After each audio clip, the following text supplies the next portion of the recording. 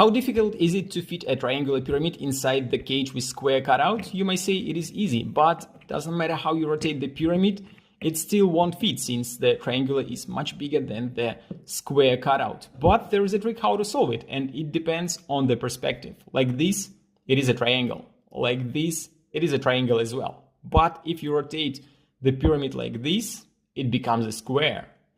And now it fits perfectly inside the cage.